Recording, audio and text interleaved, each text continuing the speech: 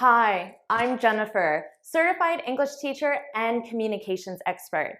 In today's video, I'm going to share with you 3 tips on how to develop spoken English. At the end of the video, I'll share with you a bonus tip that I know will really help you. Okay, let's get started. Tip 1, practice speaking. Okay, I know this seems obvious. To develop spoken English, practice speaking. But unfortunately, students don't do this. They spend 90% of their time reading English, listening to English, writing English, but they don't speak English. So if you only spend 10% or less of your time practicing spoken English, why would you expect to be good at it? Now, what you need to do is start speaking. The best time to start developing your spoken English was the minute you decided to learn English. The next best time is right now. This is a ukulele. It's a musical instrument, and I'm learning to play it. Now, imagine I was telling my friend, I'm learning to play the ukulele. And I told her, I spend 30 minutes a day watching YouTube videos on how to play the ukulele. I bought lots of different books. I have a few apps, and I listen to ukulele music all the time. And then my friend asked me, oh, how often do you play the ukulele? And I tell my friend, oh, I'm not ready to play yet. I'm still just learning, but I'm not ready to play. What do you think my friend's reaction would be?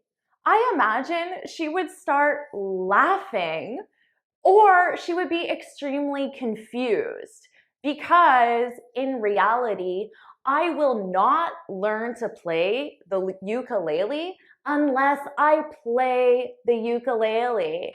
And yeah. Now, the same for you. If you want to practice speaking English, you need to speak English. Tip 2, expect to make mistakes. A lot of students allow their fear of making mistakes prevent them from speaking English. So what you can do is don't be afraid of mistakes. If you expect to make mistakes, it will instantly take that fear away. Because in reality, perfection is not realistic. And why? Because I make mistakes speaking English. My friends, my native English speaking friends make mistakes speaking English. So if we as native English speakers, and myself specifically as a teacher that's devoted my life to studying English, how can you expect to speak English perfectly if we don't? So don't make your goal perfection. It's okay to make mistakes. In fact, making mistakes means you're getting out of your comfort zone. You're trying new things. You're pushing yourself. When you're making mistakes, you're learning. And making mistakes is the best thing you can do because we learn so much from our mistakes. So expect to make mistakes and don't be afraid of them. Mistakes are beneficial. Change your perspective and it will really help you develop that confidence speaking English. Tip 3, start listening to English. Okay, I know I just told you that you can't spend all your time listening to English, which is true, but you should still listen to English often and have that as part of your learning routine. And why? Because listening to English will teach you so many useful things that you can apply to your spoken skills. You'll learn natural pronunciation changes. You'll learn reductions, contractions, linking sentences, new expressions, body language, intonation.